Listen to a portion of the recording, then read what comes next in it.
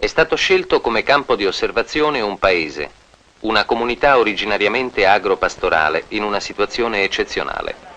Una festa lunga di campagna, quando tra maggio e settembre si trasmigra per 9 giorni in un santuario, sistemato in genere su un promontorio e circondato da alcune casupole di cemento che fanno da alloggio.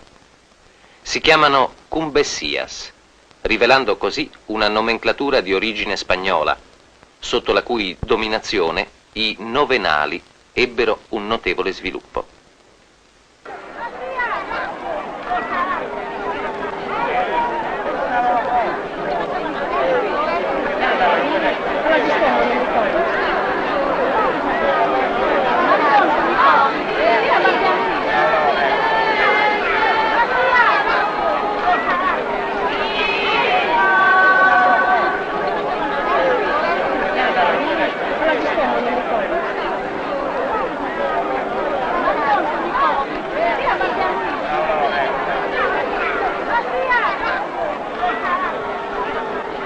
Uno dei vocaboli del corpo ricorrente in queste occasioni cerimoniali e devozionali è la fissità del volto e dello sguardo, insieme ad una sostanziale immobilità del tronco, già rivelatrice di un sistema dai tempi lunghi nei cambiamenti di postura.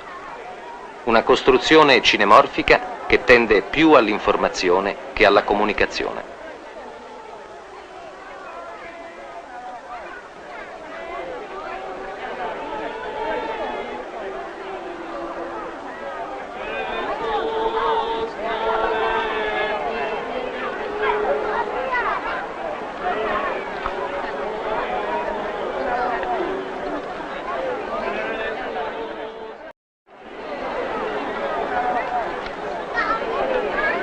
Ricorrenti sono le braccia incrociate al petto o braccia conserte, posizione questa spiccatamente formalizzata, le cui origini, come per altri vocaboli cinesici barbaricini, sono da ricercare addirittura nelle preistoriche raffigurazioni nuragiche.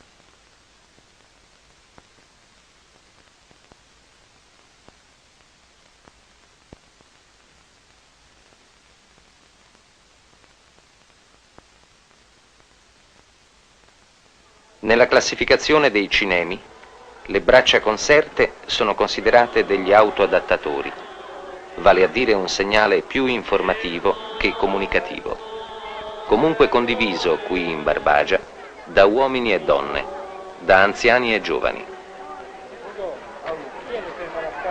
La posizione delle braccia a conca o mani ai fianchi è anch'essa una postura di autoadattamento, senza limitazione di sesso o di età. I vocaboli del corpo si apprendono, come per il linguaggio verbale, attraverso l'uso e la tradizione. Si potrebbe parlare, per la cinesica, di un apprendimento a vista.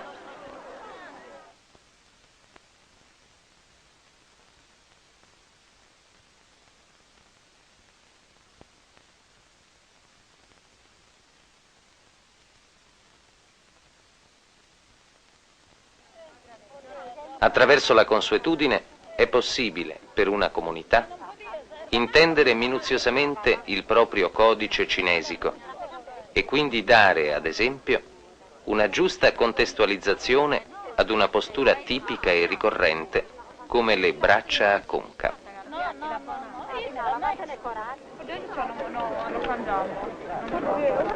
Ma però sta facendo ma radio ti tenta da Ah, vai al destro! E fa, andiamo a una cosa. Volevo restare, ci posso vedere che mi bussata sta poi se ma non guardava su troppo. Hanno a volevo fare carterie.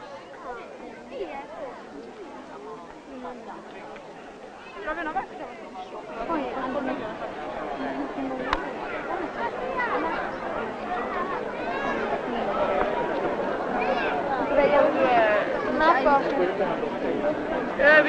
ma perché la via è ancora testa? Bella rata, già lo vedremo.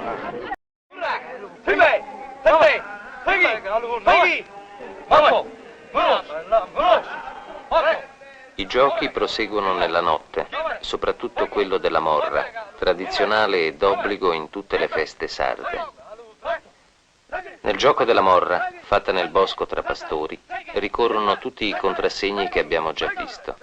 Doppia attività braccio-avambraccio, rigidità del tronco, mani a coppa in su, rigidità delle spalle e del collo con spostamenti tutti d'un pezzo, una sostanziale imperturbabilità del viso.